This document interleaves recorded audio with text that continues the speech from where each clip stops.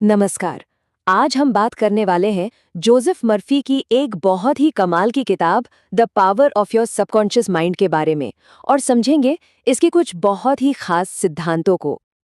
अच्छा, कभी सोचा है कि ऐसा क्यों होता है कि कोई एक इंसान तो जिंदगी में बहुत कामयाब हो जाता है और दूसरा वहीं का वहीं रह जाता है। और ये बात सिर्फ कामयाबी की नहीं है। सेहत को ले लीजिए, पैसे को ले लीजिए या फिर खुशियों को। कुछ लोग हमेशा स्वस्थ रहते हैं तो कुछ अक्सर बीमार। आखिर ऐसा होता क्यों है? तो इस किताब के हिसाब से इन सारे सवालों का जवाब हमें कहीं बाहर नहीं ढूंढना है। जवाब हमारे अंदर ही है, हमारी सोच में, हमारे मन की गहराइयों में। तो चलिए इसी को जरा और गहराई से समझते हैं। देखिए, हमारे मन को ना असल में दो हिस्सों में देखा जा सकता है। और सबसे चौंकाने वाली बात पता है क्या है? हमारा जो चेतन मन है, मतलब जिससे हम रोज सोचते हैं, समझते हैं, लॉजिक लगाते हैं, वो तो हमारे दिमाग की कुल ताकत का सिर्फ 10% है। असली 90% पावर वो तो हमारे अवचेतन मन में छिपी हुई है। इसको ऐसे समझ सकते हैं, चेतन मन वो है जो सोच समझकर फैसले लेता है, जैसे चलो आज गाड़ी चलाना सीखते हैं। लेकिन जो अवचेतन मन है ना, वो हमारी आदतों को, हमारी भावनाओं को, हमारे विश्वासों को कंट्रोल करता है। एक बार जब गाड़ी चलाना आ जाता है तो हम बिना सोचे समझे ही चला लेते हैं। ये सब उसी की वजह से होता है। किताब में एक बड़ी जबरदस्त मिसाल दी है। सोचिए, लोहे का एक सादा सा टुकड़ा, उसमें कोई खास ताकत नहीं होती, लेकिन जैसे ही वो मैग्नेटाइज हो जाता है, मतलब चुंबक बन जाता है, तो अपने वजन से 10 गुना ज्यादा उठा सकता है।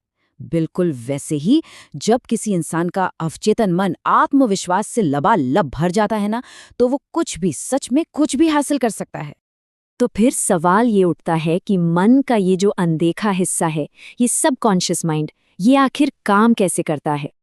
इसको समझने का सबसे अच्छा तरीका है एक जहाज और उसके कैप्टन का उदाहरण।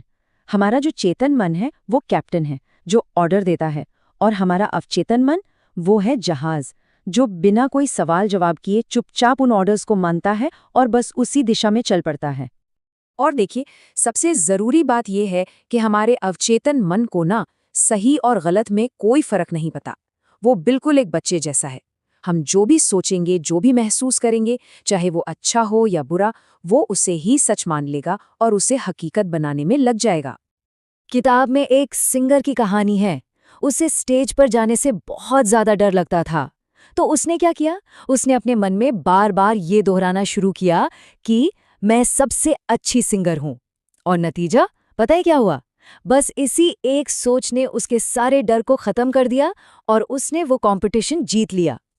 तो ठीक है, थ्योरी तो समझ आ गई, पर अब सवाल ये है कि हम अपनी जिंदगी में मन की इस जबरदस्त पावर का इस्तेमाल करें कैसे? देखिए, सोने से ठीक पहले का जो वक्त होता है ना, वो बहुत ज्यादा कीमती है। ऐसा क्यों? क्योंकि उस वक्त हमारा जो लॉजिक वाला चेतन मन है वो शांत हो चुका होता है, और हमारा अवचेतन मन वो नए आइडियाज को, नई बातों को बड़ी आसानी से अपना लेता है। ये अपने मन को प्रोग्राम करने का बेस्ट टाइम है। मन की शक्ति को इस्तेमाल करने का एक बहुत पुराना और बहुत ही सिंपल तरीका है। बस 3 स्टेप्स हैं। पहला, एकदम क्लियर सोचें कि चाहिए क्या।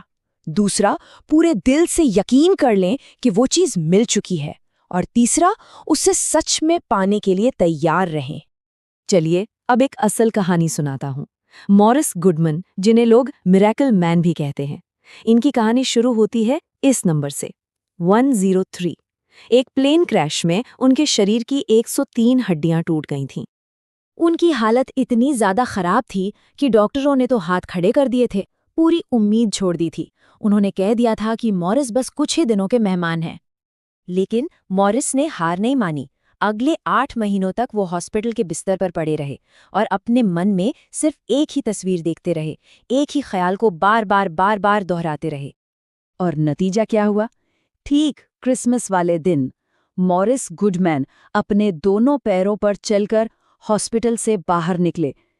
ये कहानी साफ साफ दिखाती है कि हमारे अवचेतन मन में हमारे शरीर को ठीक करने की कितनी कितनी गजब की ताकत है।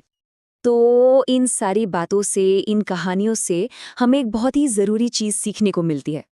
हमारी जिंदगी ना एक साथ 2 दुनियाओं में चलती है। एक है हमारी अंदर की दुनिया, हमारे विचारों की, हमारे विश्वासों की दुनिया, और दूसरी है बाहर की दुनिया, हमारे अनुभवों की। जो लोग इस बात को समझ जाते हैं कि उनकी अंदर की दुनिया ही उनकी बाहर की दुनिया को बनाती है, असल में वही कामयाब होते हैं। इस किताब के हिसाब से ज्यादातर लोग अपनी जिंदगी का सिर्फ 10% ही जी रहे हैं। वो अपनी 90% अंदरूनी ताकत को जानते ही नहीं, उसे नजरअंदाज कर देते हैं और अपनी पूरी क्षमता का इस्तेमाल कभी कर ही नहीं पाते। तो बस एक बात हमेशा याद रखनी है, हमारा अवचेतन मन कभी नहीं सोता। वो हमेशा काम कर रहा है, लगातार हमारे विचारों के हिसाब से हमारी दुनिया को बना रहा है। तो अब सवाल सिर्फ ये है कि हम इससे आगे क्या बनवाना चाहते हैं।